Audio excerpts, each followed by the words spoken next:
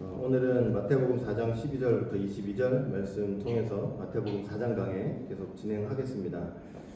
갈릴리로 물러가신 예수님이라는 제목으로 같이 말씀을 나누도록 하겠습니다. 마귀의 시험을 이기셨죠. 마귀의 시험을 이기신 예수님께서 이제 본격적으로 공생애를 시작하십니다. 그런데 오늘 본문 볼 때 12절 말씀을 보니까 예수님께서 갈릴리로 물러가셨다고 말씀을 하고 있어요. 마태복음 4장 12절 보니까 예수께서 요한이 잡혔음을 들으시고 갈릴리로 물러가셨다가 이렇게 말씀하고 있죠. 세례 요한이 옥에 투옥됐다는 그 소식을 들으시고 예수님께서 갈릴리로 물러가셨다고 말씀을 하고 있는 거예요. 예수님이 본래 이 이스라엘 북쪽 지역인 나사렛에서 자라나셨죠. 그리고 이제 공생애를 시작할 즈음에 남쪽으로 내려오셔서 요단강에서 세례 요한한테 세례를 받으시고 유대 광야에서 마귀에게 시험을 받으셨습니다. 자, 그런데 요한이 붙잡혔다는 그 소식을 들으시고는 다시 북쪽에 있는 갈릴리 지방으로 이제 이동을 하셨다는 그런 의미예요. 여러분, 요한은 왜 붙잡혔습니까? 왜 옥에 투옥이 됐습니까? 오늘 본문 마태복음 4장에는 기록이 되어 있지 않는데 마태복음 14장 보시면은 그 이유가 나타나 있습니다. 당시 그 이스라엘 땅을 통치하고 있던 왕들이 여러 명이 있었는데 분할 통치를 하고 있었거든요. 그 중에 한 왕이 누구냐면 헤롯 안티파스라는 왕이에요. 이 갈릴리 지역하고 베레아 지역을 통치하던 그 왕이었는데 어느 날 이 안티파스가 헤롯 안티파스가 동생 빌립의 집에 머물기 위해서 갔다가 그 빌립의 아내, 동생의 아내인 헤로디아를 보고 거기서 취한 거예요. 그 여자를 취해버렸어요. 동생의 아내를 취했어요. 이게 얼마나 천인공노할 짓입니까? 그 동생의 아내를 취한 사건을 가지고 이 세례 요한이 아주 강하게 그 헤롯 왕을 이제 책망을 한 거예요. 책망을 했는데 그 선지자의 책망을 들은 왕이 그 선지자의 책망을 듣고 회개를 한 것이 아니고 오히려 세례 요한을 감옥에 가둬버렸어요. 예수님이 바로 그 소식을 들으시고 어떻게 하신 거예요? 유대에서 북쪽 갈릴리 지역으로 물러가셨다고 말씀을 하고 계시는 거예요. 근데 여기 물러가다라는 단어가 헬라어로 아나코레오라는 단어인데 어떤 뜻이 있냐면 되돌아가다, 철수하다, 떠나다라는 그런 뜻이 있어요. 여러분, 문자적으로 딱 보니까 어떤 느낌이 팍 들어요? 물러가셨다라는 말 속에 이제 아나코레오인데 언어가 어떤 느낌이 팍 듭니까?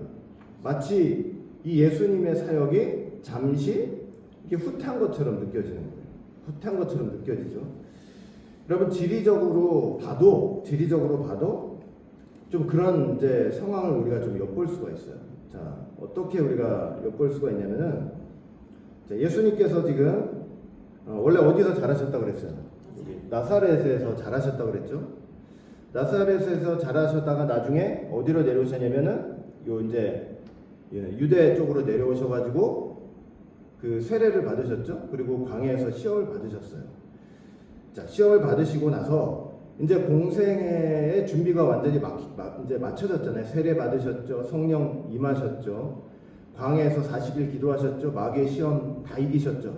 자, 이러고 나면 여러분 이제 지리적으로 딱 볼 때 이제 일하시면 될 것 같아요. 어디에서 일하시면 될 것 같아요? 예루살렘이 바로 코앞에 있죠. 그죠? 그러니 유대 광야에서 어디로 가시면 돼요? 이 예루살렘으로 딱 가셔가지고 거기서 본격적으로 일을 하시면 될 것 같잖아요. 자, 그런데 세례 요한이 죽었다는 소식을, 감옥에 투옥됐다는 소식을 듣고 어떻게 하셨냐면은 이렇게 가지 않으시고 어떻게 했어요? 다시 요 갈릴리 지역 처음에 나사렛으로 가셨다가 나중에 이제 가버나움까지 갈릴리 지방으로 이제 이동을 하셨다고 말씀을 하시는 거예요. 그러니까 여러분, 지리적으로만 봐도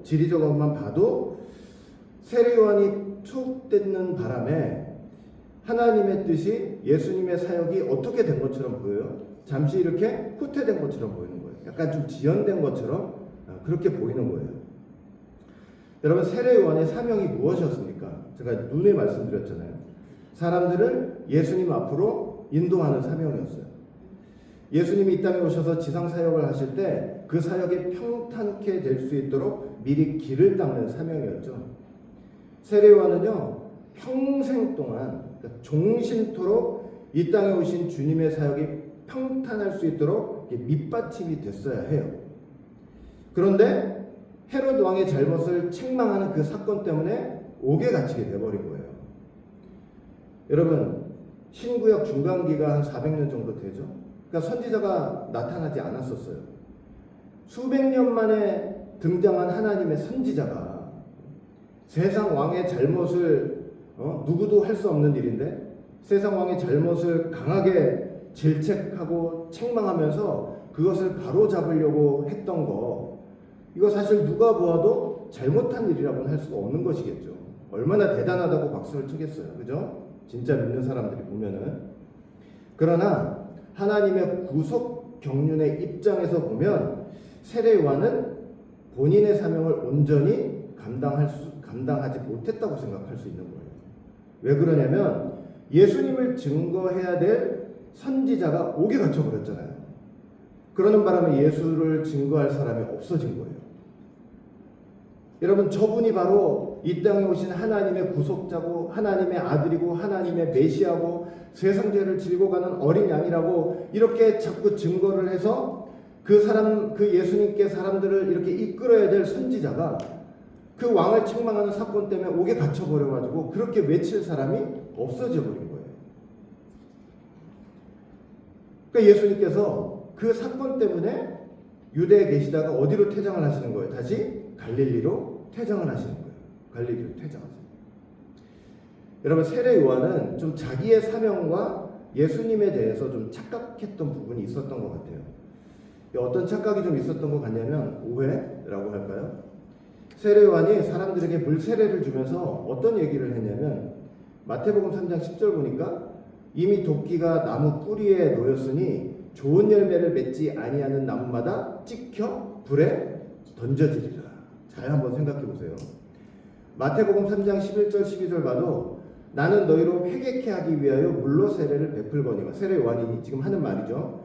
내 뒤에 오시는 이는 나보다 능력이 많으시니 나는 그의 신을 들기도 감당하지 못하겠노라.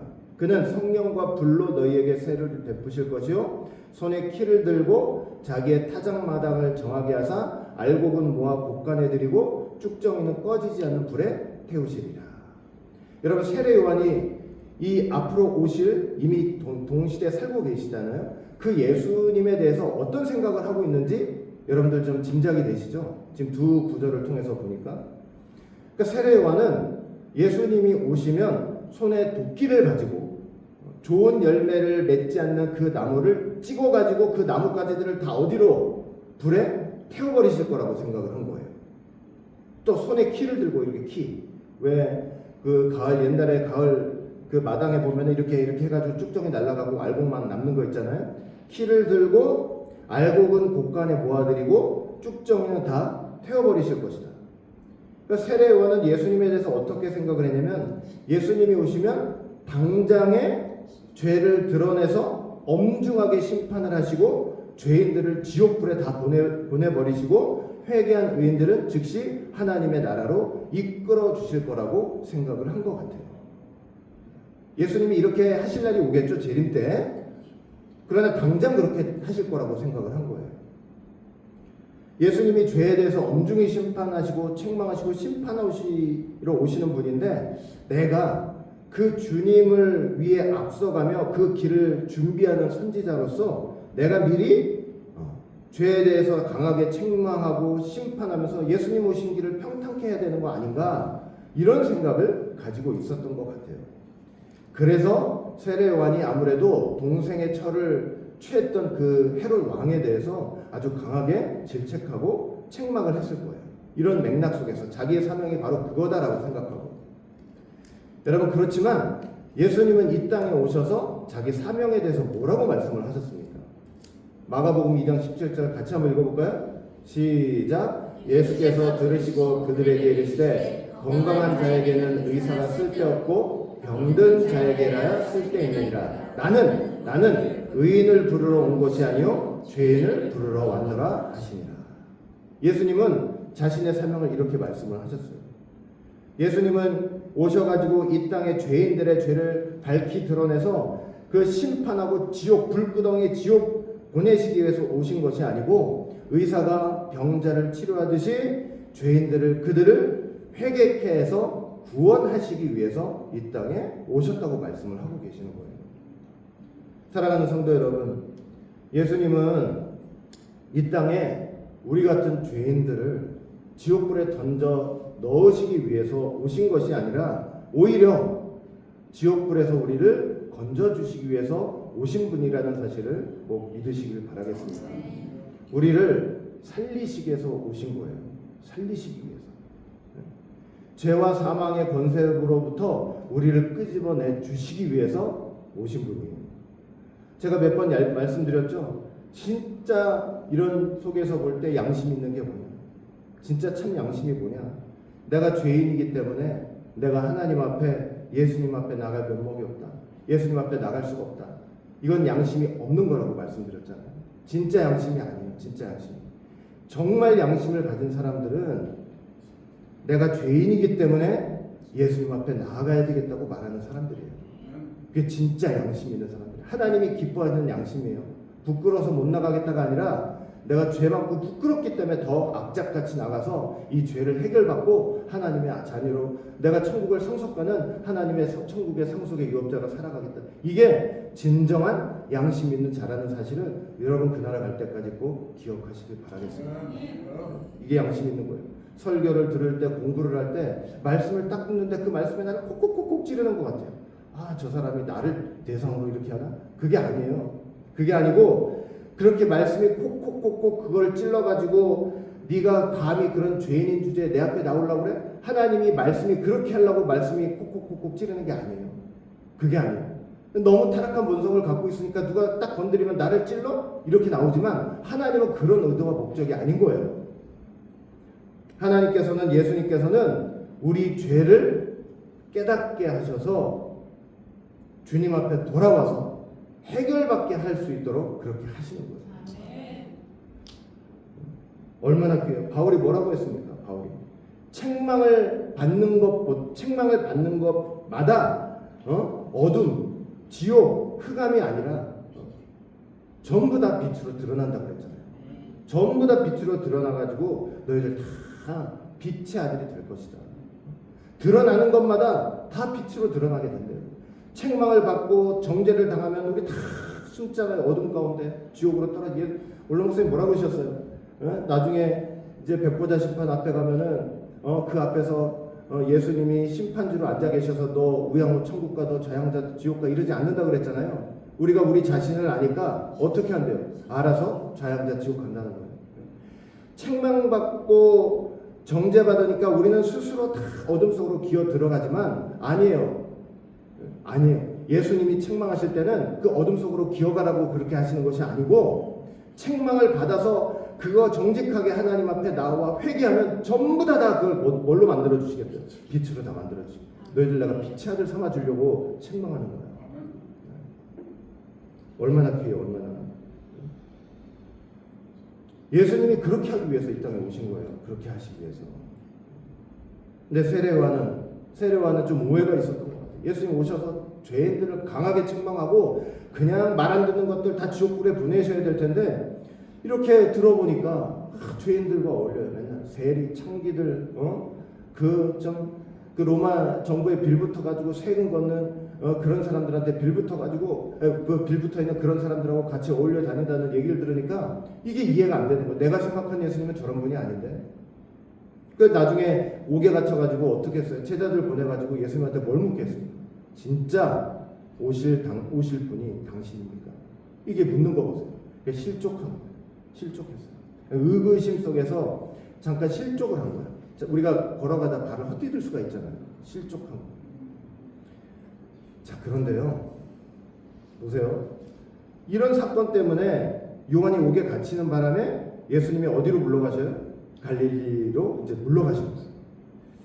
그럼 갈릴리로 물러가신 그것이 주님의 뜻이 지연되고 후퇴된 일일까요? 예? 여러분 정말 그래요? 사람이 때로 의심하죠.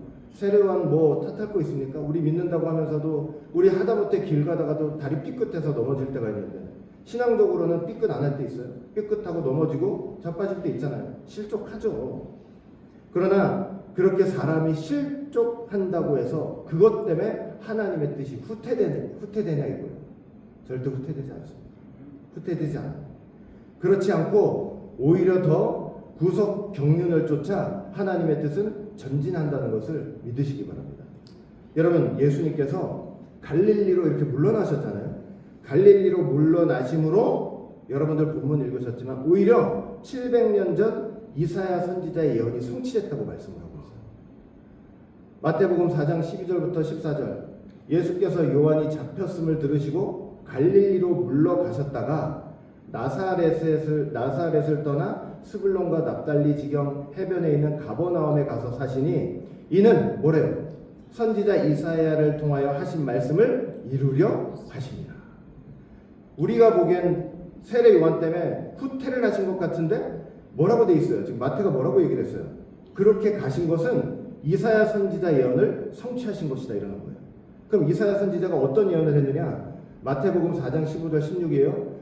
스불론 땅과 납달리 땅과 요단강 저편 해변길과 이방의 갈릴리여 흑암에 앉은 백성이 큰 빛을 보았고 사망의 땅과 그늘에 앉은 자들에게 빛이 비추었도다 하였느니라. 이게 이사야 9장 1절부터 2절에 있는 말씀이에요. 그러니까 예수님께서 갈릴리 지역으로 후퇴하신 것은 바로 이 이사야의 말씀을 성취한 사건이 됐다는 거예요. 자, 지도를 다시 한번 볼까요? 자, 지도 보시면은 자, 예수님이 지금 유대 광야에 계시죠? 유대 광야에 계셨다가 어디로 갔어요? 나사렛으로 올라가셨다가 이 가버나움, 갈릴리 해변 가버나움으로 가셨단 말이에요. 여기가 이 지역이 옛날에 이제 어느 지파가 살던 지역이냐면은 스불론 지파, 납달리 지파가 살던 땅이에요. 그 지파 땅이에요. 그런데 이사야가 700년 전에 어떤 예언을 했어요? 약 700년 전에 이 땅에서 무슨 일이 있었냐면은 아수르 군대가 쳐들어와가지고 이 사람들 다 포로로 잡혀가고 너무나 심한 고통 속에 살고 있었던 거예요. 그런데 이사야가 그 땅을 바라보면서 무슨 예언을 했느냐? 야! 뭐라고 그랬어요? 거기 앉아있는 백성이 무엇을 보았대요? 큰 빛을 보게 됐대요. 그리고 사망의 땅 그늘에 앉은 바로 그들에게 빛이 비추었다고 이렇게 말씀을 하고 있어요. 이렇게 큰 빛이 오고 빛이 비칠 때가 있다고 예언을 했는데 그 예언이 어떻게 성취된 거예요? 700년 반에 유대 광야에 있으시다가 갈릴리로 퇴장하시는 그 사건을 통해서 이 700년 전 예언이 성취가 됐다고 지금 선언을 하는 거예요. 마태가. 네? 공생애를 시작하는 시점에 예수님이 갈릴리 지역으로 이동하심으로 말미암아 이사야 선지자가 예언했던 그 큰 빛이 그들에게 임하는 사건이 성취되었다. 영적으로 죄와 사망의 포로가 돼서 그 사망의 권세 안에서 아무런 소망이 없던 우리에게 참빛 대신 큰 빛 대신 예수님이 찾아오시는 그런 놀라운 역사를 예표하고 있었던 거예요. 여러분 세례 요한의 실족은요 오히려 예언의 성취를 가져온 것입니다. 예언의 성취를 가져왔어요. 사람이 때로는 하나님 믿는다고 하면서 의심하고 넘어지고 절망할 때도 있습니다. 이게 신앙의 연수하고 아무런 상관없어요. 뭐 30년 40년 믿으면은 완벽한 믿음 가지고 안 넘어질 것 같아요. 조금만 일 하나 해도 그냥 훌러덩 넘어지는 게 우리 인생이에요. 인생이에요. 그럼에도 불구하고 내가 넘어지고 실족한다고 해서 나를 향한 하나님의 선하신 뜻과 하나님의 구속 경륜이 후퇴하는 법은 절대 없습니다. 절대 없어요. 하나님의 뜻은 후퇴하는 법이 없어요. 사람 보기에는 이렇게 뒤로 빠지는 것 같죠? 그 예수님이 이렇게 뒤로 같이 빠지는 것 같아요. 근데 사람이 그렇게 빠지면 후퇴하는 거지만 예수님은 그 후퇴처럼 보이는 것도 뜻의 전진을 위해 사용하십니다. 전혀 실패가 없으세요. 아무리 뒤로 후퇴하는 것 같아도 로마서 8장 말씀처럼 하나님께서는 모든 것을 합력하게 하셔서 선을 이루시고야 마시는 분인 거예요. 여러분 성도에게서는 죽음도 실패가 아니에요. 죽음도 실패가 아니에요. 야곱이 죽을 때 뭐라고 고백을 했습니까?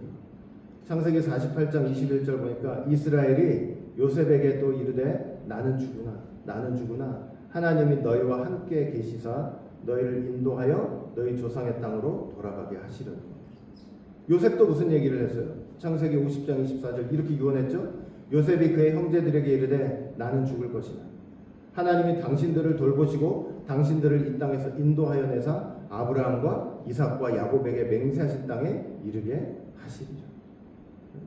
자신들은 죽지만, 야곱과 요셉 생각해보세요. 자신들은 죽지만, 그래서 하나님 언약이 성취되는 것을 자기 눈으로 보지는 못해요.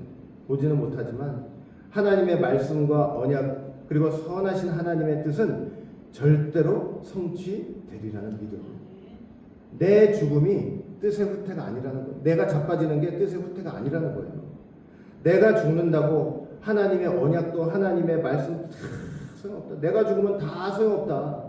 하나님 믿는 게 뭔 소용이냐. 내가 병 걸려서 나 죽고 내가 돈 없어서 나 이렇게 힘들어 죽겠는데 하나님 믿는 게 다 무슨 소용이냐고. 그게 아니에요. 하나님이 다 허무한 것처럼 아무것도 아닌 것처럼 이 사람들은 그렇게 하지 않았어요. 이 사람들은 먼 훗날 하나님의 언약이 성취될 그날을 믿음으로 바라보면서 내가 죽더라도 한순간도 하나님의 뜻은 중단 없이 또 멈추지 않고 쉬지 않고 전진할 것을 믿음으로 바라보고 있습니다.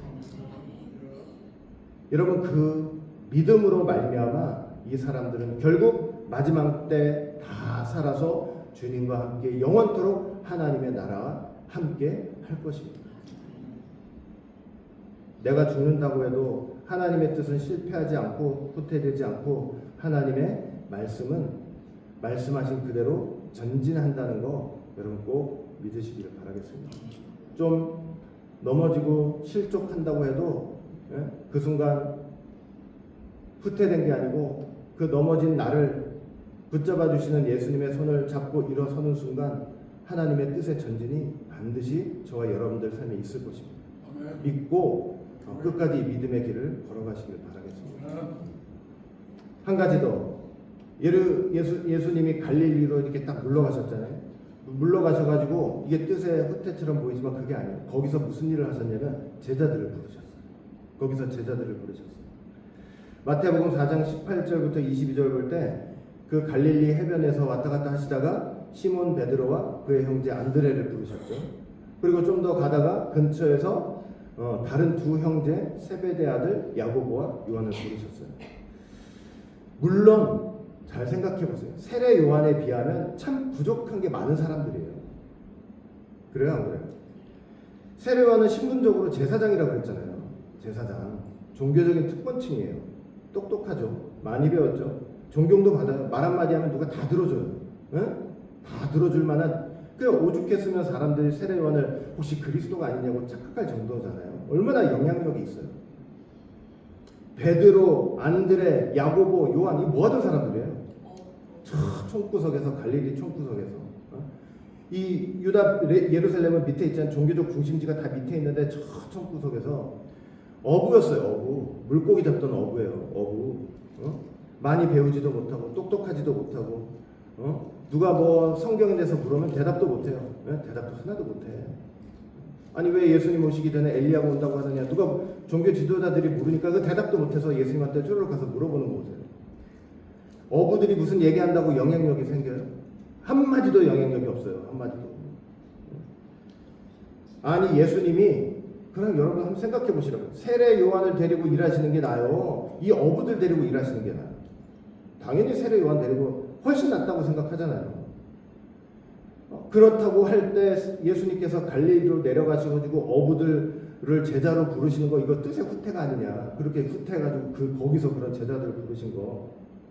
사람들 눈에는 그렇게 보일지 모르지만 여기에는 하나님의 놀라운 경륜이 있습니다. 어떤 경륜이 있느냐. 고린도전서 1장 26절부터 29절 우리 같이 천천히 읽어볼게요. 시작. 형제들아 너희를 부르심을 보라. 육체를 따라 지혜로운 자가 많지 아니하며 능한 자가 많지 아니하며 문벌 좋은 자가 많지 아니하도다. 그러나 하나님께서 세상에 미련한 것들을 택하사 지혜 있는 자들을 부끄럽게 하려 하시고 세상에 약한 것들을 택하사 강한 것들을 부끄럽게 하려 하시며 하나님께서 세상에 천한 것들과 멸시받는 것들과 없는 것들을 택하사 있는 것들을 폐하려 하시나니 이는 아무 육체도 하나님 앞에서 자랑하지 못하게 하려 하십니다. 이 귀한 하나님의 구속 경륜이 있다는 것을 여러분 꼭 믿으시길 바라겠습니다. 세상에서 아무리 못나고 못 배우고 무식하고 가난하고 말 한마디 하고 누가 한다고 누가 들어주지도 않고 약해도 예수님 손에만 붙들리게 되면 세상에서 아무리 지혜 있다 강하다 하는 사람들도 다 부끄럽게 만드시는 역사를 하시기 위해서 부르십니다. 그래서 부르십니다. 제자들 보세요. 얼마나 무식하고 큰 소리만 칠 줄 알았지. 예수님 십자가 앞에 두고 전부 다 그랬잖아요. 예수님 죽는 곳에 가도 내가 돌아가고 오게도 쫓아가겠다. 얼마나 큰 소리 쳤어요. 예수님 잡히는 순간 다 도망가는 거 보세요. 다 실수 많이 했죠. 얼마나 참 실수도 많이 하고 예수님 제대로 대변했습니까? 세례관 데리고 이랬으면 얼마나 편했을 텐데. 그게 아니에요. 그게 아니야. 나중에 성령 받고 세계 곳곳에 흩어져서 자기의 생명을 놓고 예수님만 증거하는 거 보세요. 세상에 똑똑하다는 사람들, 그 대단하다는 사람들 앞에서 이 십자가의 복음, 세상 지혜와 비교가 돼요. 이 십자가의 복음, 하늘의 지혜를 증거하는 거 보세요. 여러분, 그들을 통해서, 그 무식한 어부들을 통해서 결국 온 세상에 십자가 복음이 퍼지게 된 거 아닙니까? 사도행전 4장 보세요. 그 베드로와 요한, 우리가 성경에서 예수님의 제자라고 하니까 이렇지만 그 베드로와 요한이 공회 앞에서 그 대제사장들 있죠. 제사장들 있죠. 장로들 있죠. 서기관들 있죠. 관리들 있죠. 그 앞에 딱 서가지고 지금으로 말하는 총회 목사님들만 있는 총회 그 앞에 딱 서가지고 병을 고쳤는데 어떻게 고쳤느냐 물어보니까 그 담대하게 얘기하는 거 보세요.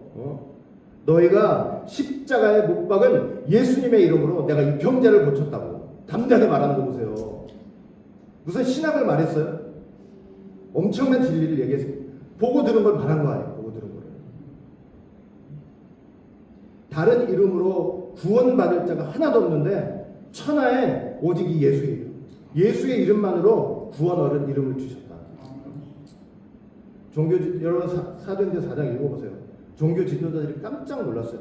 원래부터 배우지 못하고 무식한 인간인 줄 알았는데 저렇게 담대한 얘기를 하는 거 보고 깜짝 놀란 거예요. 그래서 더 별 말이 없어가지고 너희들 다시는 예수 이름 나가서 전하지 말라고 위협하니까 뭐라고 그랬어요? 우리가 보고 들은 것을 전하지 않을 수 없다고.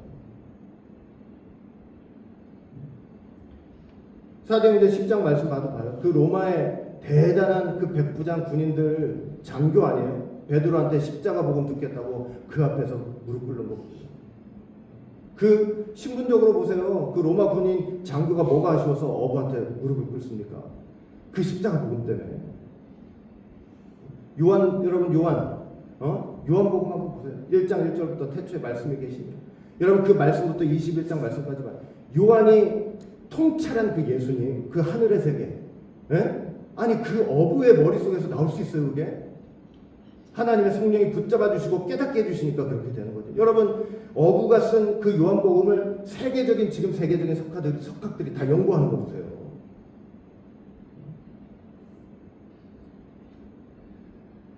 여러분 예수님이 갈릴리로 후퇴한 것은 물러가신 것이 아니에요. 제 세례원이 옥에 갇혔으니까 뜻이 후퇴되고 퇴장된 게 아니에요. 영적으로 보면 그 제자들을 향해 찾아가신 거예요. 또 다른 하나님 뜻의 전진을 위해서 찾아가신 거예요. 하나님 뜻의 후퇴가 아니라 오히려 대단한 하나님의 뜻의 전진을 위해서 찾아가신 거예요. 여러분 갈릴리로 찾아가셨던 그 예수님이 오늘 저와 여러분들에게 구속사 말씀을 가지고 찾아오셨다는 것 꼭 믿으시기 바랍니다. 그 예수님이 오늘 우리를 찾아오셨어요. 그 예수님.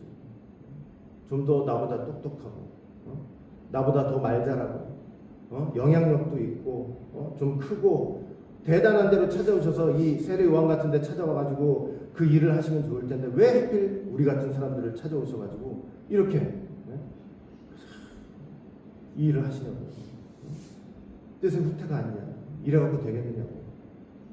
그러나 그게 아니고 바로 이런 하나님의 엄청난 계획과 뜻의 전진을 위해서 저와 여러분들 찾아오셨다는 거 여러분 꼭 믿으시기 바라겠습니다. 얼마나 얼마나 귀한 발걸음인지 아세요? 말씀이 우리를 찾아오신 것은 뜻의 후퇴가, 세상 사람들은 뜻의 후퇴라고 다 얘기할지 모르지만 하나님 뜻의 전진을 위해서 우리 같은 사람들한테 예수님이 이 십자가 복음이 이 구속사 말씀이 찾아온 거예요.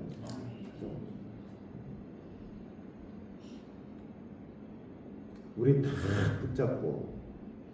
딱 붙잡고 우리의 둔한 머리를 일깨워 주실 거예요. 사람은 할 수가 없어요. 그러나 그 말씀이 찾아오셔서 이 둔한 머리를 열어서 반드시 깨닫게 해주실 거예요. 이 둔한 입, 어디 가서 한 마디도 못하는 이 둔한 입을 분명히 하나님께서는 이 말씀을 통해서 입을 열어주실 거예요. 담대함을 주실 거예요. 여러분들이 그 날을 위해서 지금 훈련받고 있는 거예요. 그 날을 위해서 훈련받고 있어요. 정말 미련한 우리를 통해서 세상의 가장 지혜로운 것도 피하시라는 하나님의 구속 경륜 속에서 말씀이 우리를 찾아오신 것입니다. 끝까지 믿음을 지키는 가운데 세상을 향해서 담대한 우리 모두가 되었으면 좋겠습니다. 예수님께서 세상을 이기셨다고 했잖아요. 이기셨어요. 그 세상을 이기셨기 때문에 세상이 내 눈앞에 아무리 커 보여도, 세상이 아무리 커 보여도 하나님보다는 크지 못한 거예요. 하나님보다 세상은 크지 못해요.